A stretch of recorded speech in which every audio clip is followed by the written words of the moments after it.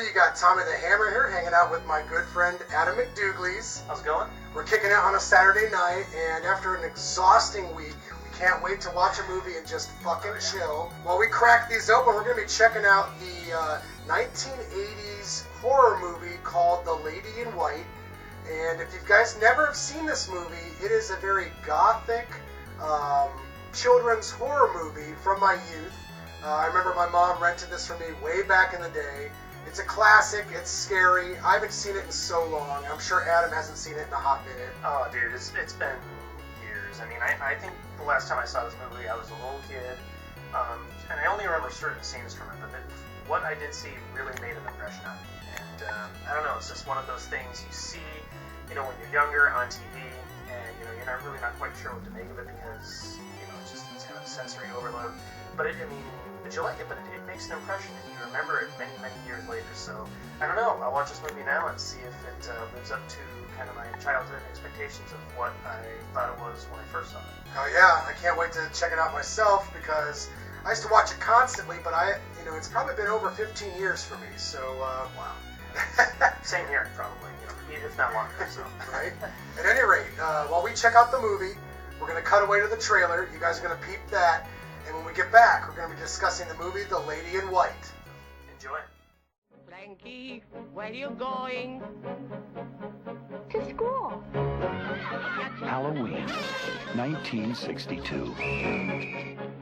The problems of the world were a universe away from a place called Willow Point Falls. Or maybe that was only the way it seemed. Are you hurt? What's that look like? Ketchup? That was the Halloween Frankie Scarlatti didn't make it home. Let me out of here! That was the night she came into his life. There was a little girl. I saw her. She was killed in the cloakroom. And suddenly, what was once so safe became very dangerous.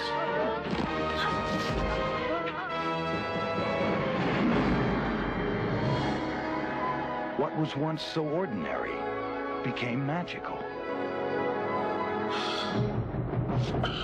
You have any idea who are you? I couldn't see his face. 11 kids molested and killed in the past 10 years. They're all from the city, except for the first one. And everyday events became miracles. Listen to me! 10 years ago, she was killed in the cloakroom. I saw it happen. Where's their proof? This case has been making monkeys out of all of us for the past 10 years.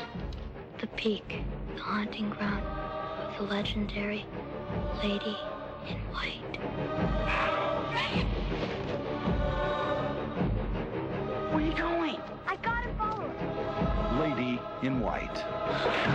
An extraordinary adventure. A haunting mystery.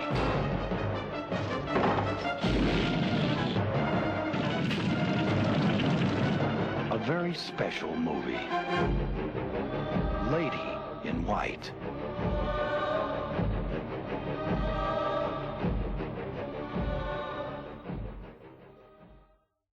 Okay guys, we just got done watching The Lady in White, and I have to admit it was excellent watching the movie again. It totally sent me back. I remembered a lot of scenes from this movie, but then there was a lot of times during the film when I was actually surprised at how adult and mature and dark and just very deep and psychological it was. This is a very deep children's horror movie, and it's one of those movies that the adults can enjoy just as much as the children because the plot is just very engaging. So it was a pleasure for me to see this movie again, and I'm sure Adam feels the same way. Oh, definitely, yeah. I mentioned earlier that this film made quite an impact on me when I viewed it when I was younger, and in retrospect, I can definitely see why it did, because it's a crazy film. If you see this when you're young, I'm an adult now, and I expect to be, of course, a little more jaded. You see things differently when you're grown up and all that. And granted, I did, it didn't have wasn't quite the same as it was before, but still, it made an impact. I mean, this is quite a film. I mean, you know, it's got that sense of childhood whimsy in a lot of aspects that, you know, you just picked up when you were a kid.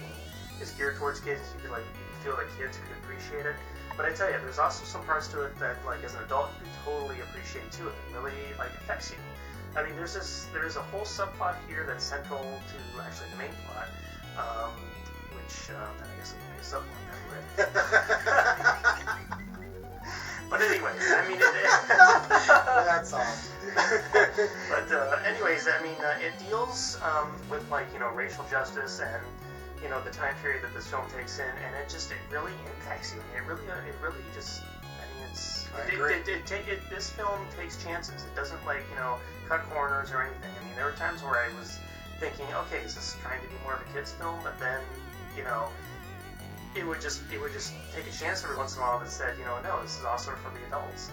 And it was like you were saying, man. I mean, you know, when you watch this movie, I mean, it doesn't cut corners. No, it doesn't trivialize its audience. I mean, there's a lot of bad movies from our childhood, but this is not one of them. I mean, no, not at all. Yeah. This is a movie that I could see me showing my kids someday when they're at the right age.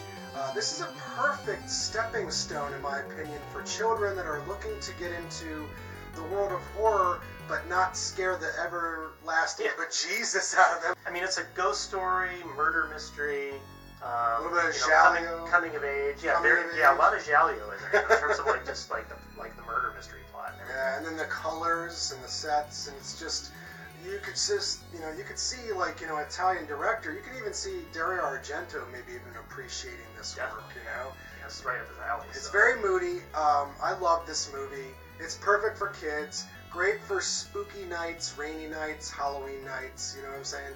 Highly recommended by the both of us, I'm sure. And I'm gonna say, like, out of 10 stars, in terms of a kids movie from the 80s, from my childhood. And many years down the line, and we're watching it 2017, I think I'm going to give this a high one. I'm going to have to go with probably like a 7.5. It doesn't blow my mind, but it doesn't like, you know, disappoint, but it's a damn good film, and I think 7.5 is pretty fair. So I might even go even higher. Like, I'm going to give this a solid 8 because I mean, this is like, I mean, you know, it's not quite a, you know, a classic, but I mean, it's a very enjoyable film, and it just, I mean, it's definitely right up there. I mean, it works. Yeah, it does on all levels. I mean, it works as a kids' film. It works as a film that appeals to adults. I mean, it's stylistic.